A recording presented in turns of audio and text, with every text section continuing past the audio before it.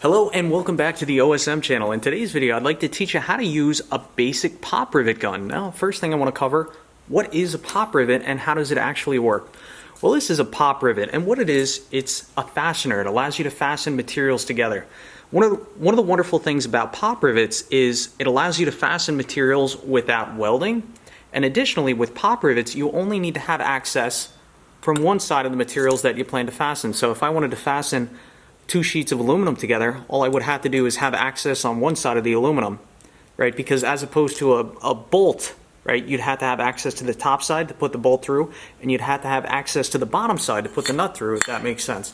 So that's one of the advantages of pop rivets. So they're a durable, semi-permanent fastener. If you do need to remove them, you can drill them out, so that is a beneficial factor. Now let's talk about how these pop rivets actually work. So here we have the shank, which this is the shank right here.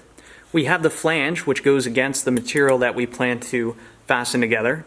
And we have the grip. The grip gets inserted in our pre-drilled hole.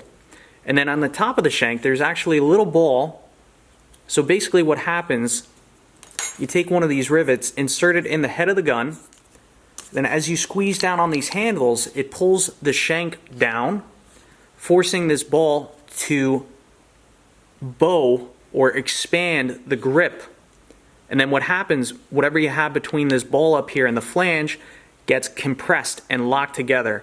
And eventually, when you get to the point where you can no longer squeeze the handle, everything's really tight, the end of the shank gets broken off right at the flange. Alright, now let me show you how to actually use the gun. We'll put what we just learned into action. So first things first, put on some safety glasses.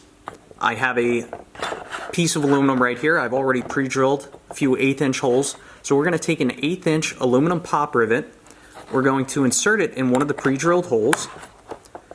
Taking my pop rivet gun, I'm going to slide it down over the shank. I'm going to squeeze down on the handle.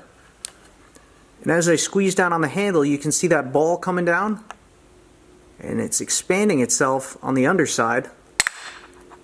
And we just broke off the excess part of the shank. So as I loosen up on the grips, you'll see that part of the shank that just broke off slide out. And if we take a look at this shank, you can actually see the grip marks from the tool. And now we have a nice, clean, secure fastener. So if I take my finger and go over this rivet, it's smooth to the touch. It looks clean and professional. If I take a wrench and try and knock this off, I mean, it's on there nice and tight. If I flip this over and take a look at the underside, you can see the ball right there. Right, so that little ball, again, pulled through the grip expanded and wedged whatever material we had in between the ball and the flange securely in place. Now, if you ever wanted to remove a rivet, it's really simple, especially aluminum ones. All you need to do is just drill it out.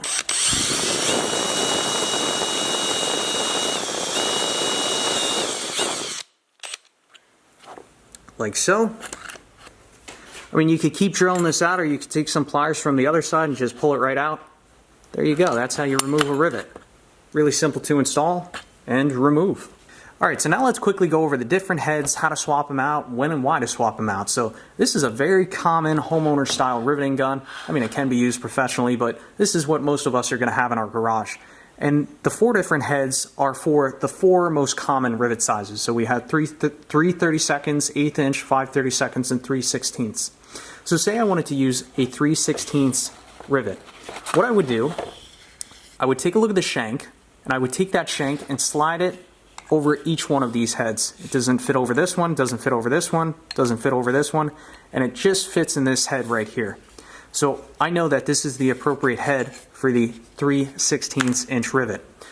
Now what you do, you want to squeeze the handle shut, take a 10mm wrench, and because we need to take off this head, just crack it loose counterclockwise. We'll spin this head off. Crack loose our 3 16ths head. Install it in the gun. Tighten it down a little bit with our 10mm. And now we are ready to use a 3 16ths rivet. So if I slide this down, you can watch this rivet go to work. You can see that ball coming up through. And eventually that shank will break.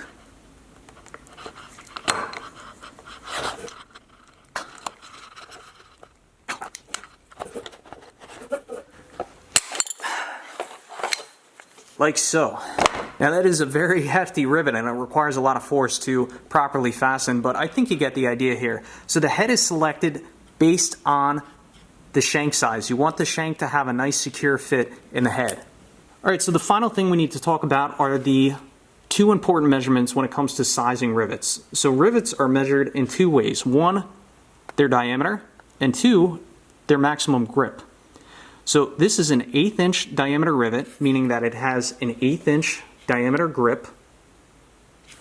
And then the other measurement is it has an 1/8 inch grip, which the 1/8 inch grip means that it can fasten at maximum 1/8 inch thickness material.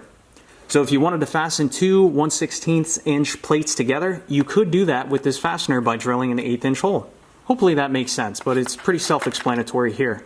Now when it comes to selecting the proper drill bit size, generally if you have an 1/8 inch rivet, it would normally call for an 1/8 inch drill bit because these rivets are generally 1/1000 smaller than the drill bit size that they call for. But again, just take a look at the back of the box and it'll have the proper drill bit size information on the back. If you found this video helpful or interesting, I'd appreciate you giving this video a thumbs up. Consider subscribing. I'll leave a link for this riveting gun down in the description below. And as always, I will catch you on the next one.